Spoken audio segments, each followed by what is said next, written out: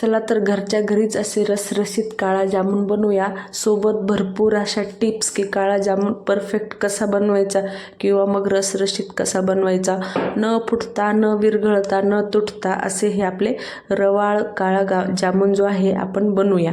तर या ठिकाणी जो आहे सर्वप्रथम मी ते एक मोठी परात घेतलेली आहे. कुठलंही मोठं भांडं तुम्ही घेऊ शकता किंवा मग एखादं टोप किंवा हे घेऊ शकता. त्यानंतर इथे जे आहे मी 900 ग्रॅम खवा घेतलेला आहे. तर खवा जो आहे अगोदर सर्व जो आहे हाताने व्यवस्थित मॅश करायचा.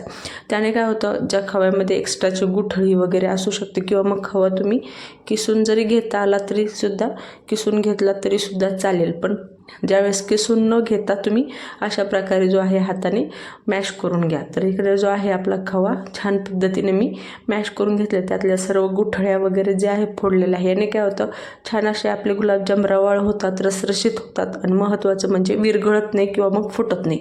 आणि यामध्ये आणखीन एक अशी वस्तू यामध्ये घातलेली आहे मी की याने आणखीन आपलं गुलाबजामुला जे आहे डबल चव येईल. त्यासाठी इथे जे आहे मी 50 ग्रॅम पनीर घेतलेलं आहे. आता पनीर जे आहे घरी बनवलेलं किंवा मग मार्केटमधलं घ्या. पण पनीर जे आहे किसून घातलेलं आहे म्हणजे काय होतं, पनीरमध्ये व्यवस्थित मिक्स होतं आणि गुठळ्या वगैरे राहत नाही. त्यानंतर तिसरी महत्त्वाची वस्तू अशी की 4 चमचे जे आहे मिल्क पावडर घातलेली आहे. याने काय होतं, छान असा क्रीमी टेस्ट येते आणि चव आणखीन वाढते. त्यानंतर रवाळ होण्यासाठी 3 चमचे बारीक रवा घातलेला आहे या ठिकाणी आणि 1 वाटी मैदा घातलेला आहे. वाटीने आता तुम्ही म्हणाल की वजनाने किती, तर 70 ते 80 ग्रॅम जो आहे मैदा या ठिकाणी घातलेला आहे. त्यानंतर अगोदर हे सर्व जे आपण ड्राय इन्ग्रेडियंट्स घातलेले आहेत ते सर्व एकत्रित करूया, एकजीव करूया. म्हणजे आपल्याला नंतर मग थोडं थोडं दूध घालून जे आहे आपण पीठ मळू शकतो. पण अगोदरच आपण दूध घातलं तर आपल्याला जे आहे अंदाज लागणार नाही. त्यामुळे अगोदर सर्व ड्राय इन्ग्रेडियंट्स खव्यामध्ये मिक्स करून घेतले. त्यानंतर इथे जे आहे मी दूध घातलं. आता इतकं सर्व पीठ मळण्यासाठी जे आहे मला पाव वाटी दूध लागलेलं आहे. म्हणजे 6 ते 7 चमचे असे जे आहेत आपले पोह्याचे इतकंच आपल्याला दूध या ठिकाणी लागलेलं आहे. आता यावर काय होतं, खवासुद्धा मॅटर करतो. ज्यावेळेस खवा खूप ड्राय असतो त्यावेळेस दूध थोडंसं जास्तसुद्धा लागू शकतो. ज्यावेळेस खवा जो आहे थोडासा ओलसर असतो त्यावेळेस दुधाचं प्रमाण कमी लागू शकतं.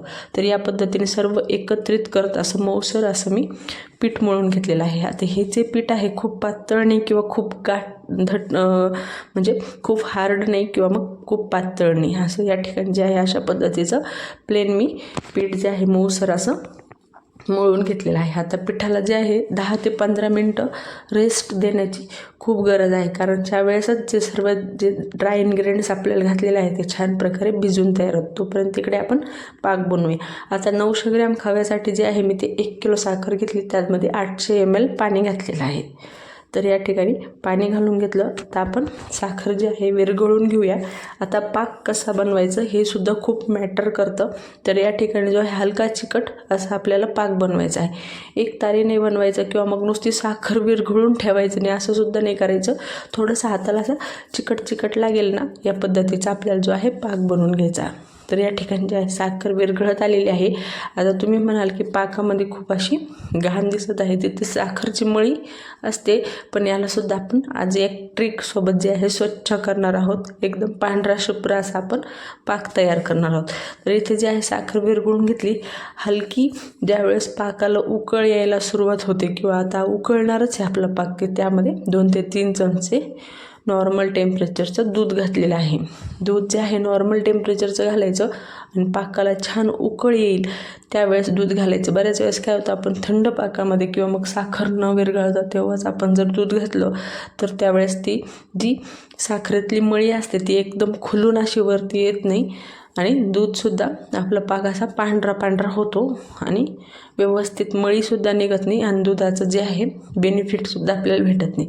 तर त्याला काय करायचं, ज्यावेळेस आपल्या पाकाला हलकी अशी उकळ यायला सुरुवात होणार आहे किंवा मग आता उकळ येणारच आहे आपल्याला असं वाटलं की त्यावेळेस लगेच आणि आपण दूध त्यामध्ये घालायचं. आणि आता दूध घातल्या लगेच मिक्स नाही करायचं.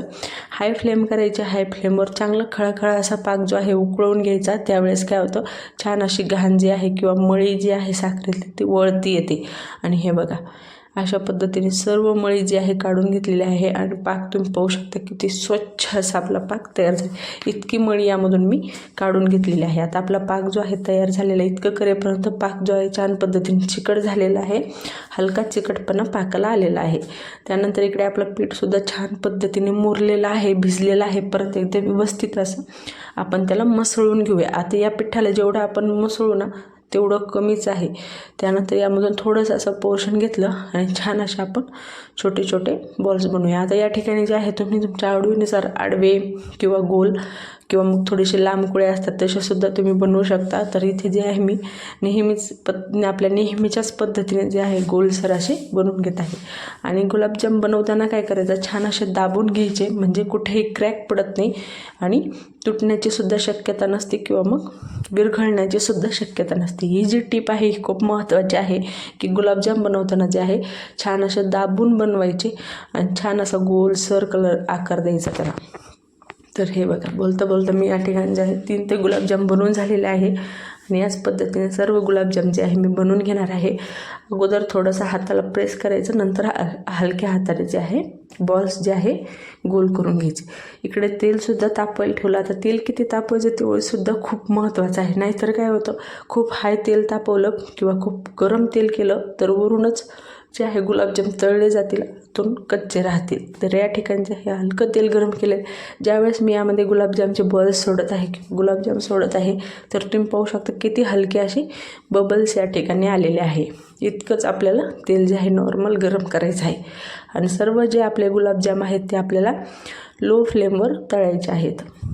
तर जेवढे बसतील असे एवढे मी यामध्ये एका वेळेस जे आहेत गुलाबजाम जे आहेत आपले बॉल्स घातलेले आहे। आता घातल्या अजिबात टच नाही करायचं, एक अर्धा मिनिटभर तसेच सोडून द्यायचे। त्यानंतर छोटा चमचा घ्या किंवा मग छोटंसं नाईफ नका घेऊ पण चमचाच घ्या। त्यानंतर असं थोडंसं जे आहे खालीवर करायचं फक्त। ज्यावेळेस ते थोडेसे मंद मंद तळले जातील ना त्यावेळेस त्याला आपण हलवायला सुरुवात करत नाही, तर काय होतं लगेच आपण गुलाबजाममध्ये जर मोठा चमचा घातला तर गुलाबजाम जो आहे तुटू शकतो किंवा मग विरघळू शकतो। आणि अशा पद्धतीने जे आहे हलक्या हाताने गोल गोल फिरवत जे आहे अगोदर छान अशा तळून घ्यायचे। आता या ठिकाणी जे आहे एकसारखा कलर येणंसुद्धा खूप महत्त्वाचं आहे, त्यामुळं या पद्धतीने असं मधोमध चमचा घातला की छान असं गोल गोल करत फिरवून मस्त असे तळून घ्यायचे। आणि हे बघा या पद्धतीने असा कलर आला की मग तुम्ही कसेही गुलाबजामाला ढवळू शकता किंवा मग हलवू शकता, ते अजिबात तुटत नाहीत। आणि तुम्ही पाहू शकता छान असे जे आहे गुलाबजाम आपले तयार होत आहे। तर याच ठिकाणी जे आहे मस्त असे गुलाबजाम जे आहेत तयार झालेले आहे। ना कुठला सोडा वापरला आहे, ना कुठली बेकिंग पावडर वापरली आहे, काहीच नाही। फक्त आपले 2 ते 3 इन्ग्रेडियंट जे आहे महत्त्वाचे आहे, जसं की पनीर, त्यानंतर रवा आणि मिल्क पावडर। हे जे 3 इन्ग्रेडियंट आहेत ते बेकिंग पावडर बेकिंग सोड्याचं सुद्धा काम करतात, त्यामुळे आपल्याला ते बेकिंग पावडर बेकिंग सोडासुद्धा टाकायची अजिबात गरज नाही। तर हे बघा या ठिकाणी जे आहे अशा पद्धतीने गोल गोल गोल गोल करत जे आहे आपल्याला आता हे जे गुलाबजाम आहेत आपल्याला काळा रंग येईपर्यंत तळायचं आहे, कारण आपण बनवतोच आहोत की काळा गुलाबजाम। तर असे जे आहे खालीवर करत छान असा एक कलर येईल, एका कलरचे जे आहे तळून घ्यायचे आहे। गॅसची फ्लेम लो ठेवायची, हाय ठेवायची नाही। आणि कसे आपले टुमटुमीत असे जे गुलाबजाम आहेत तळून झालेले आहे। आता जेवढे मी गुलाबजामचे बॉल्स बनवले होते त्याच्या दुपटीने हे गुलाबजाम जे आहे फुगलेले आहेत, तुम्ही पाहू शकता। आणि छान असे एका मागोमाग ढवळत आहे, अजिबात मध्ये सोडायचे नाही। सतत जे आहे गुलाबजाम आपल्याला चालवत राहायचे आहे, म्हणजे काय होतं सगळीकडून व्यवस्थित तळले जातात आणि एकसारखा रंग येतो आणि छान असे सुबक सुंदर दिसायला लागतात। तर हे बघा आता या ठिकाणी जे आहे डार्क ब्राऊन कलर आलेला आहे। आणखीन 1 मिनिटभर आपण याला छान असं तळून घेऊया। तर हे बघा मस्त असे आपले काळा गुलाबजाम जे आहेत तयार झालेले, कुठेही गुलाबजामला क्रॅक पडलेला नाही आहे किंवा एकही गुलाबजाम तुटलेला नाही आहे किंवा मग विरघळलेला नाही आहे। छान पद्धतीने मस्त असे आपले काळा रसरशीत गुलाबजाम तयार होत आहेत। यामध्ये जसं की मी म्हणाले ना सोडा आहे ना बेकिंग पावडर आहे, काहीच नाही आहे। फक्त तुम्ही अशा पद्धतीने जर तुम्ही छान मसळून पीठ घेतलं आणि इतके 2-3 ड्राय इन्ग्रेडियंट्स घातले की एकदम मार्केट स्टाईल जे आपण स्वीट मार्टमधून किंवा मग बाहेरून मार्केटमधून ज्या गुलाबजाम आणतो किंवा मग काळा गुलाबजाम आणतो त्याच पद्धतीचे जे आहे आज आपण घरी बनवणार आहोत. तर सर्व जे आहेत गुलाबजाम मी या ठिकाणी काढून घेतलेले आहेत. त्यानंतर लगेच दुसरेसुद्धा घातले. गॅसची फ्लेम जे आहे लोच ठेवलेली आहे आणि ते सुद्धा छान असा काळा रंग येईपर्यंत जे आहे तळून घ्यायचे आहेत. तर हे बघा इकडे हे सुद्धा तळून घेत आहे. मस्त असे रसरशीत असा हा काळा जामून आहे. एकदम बनवायला सोपा आहे आणि घरच्या घरीच आपण बनवणार आहोत. आणि महत्त्वाचं म्हणजे अजिबात तेल न पिणारे हे जामून आहेत. तुम्ही पाहू शकता ज्यावेळेस मी लास्टला सर्व जामून तयार होतील तेव्हा ते आहे त्यातलं 50% तेल जे आहे कमी होणार नाही. त्यानंतर जे आहे गुलाबजाम तळले लगेच आपण पाकामध्ये सोडूया. आता पाक जो आहे नॉर्मल कोमट पाहिजे आणि गुलाबजाम जे आहे लगेच तेलामधून काढलेले पाहिजे.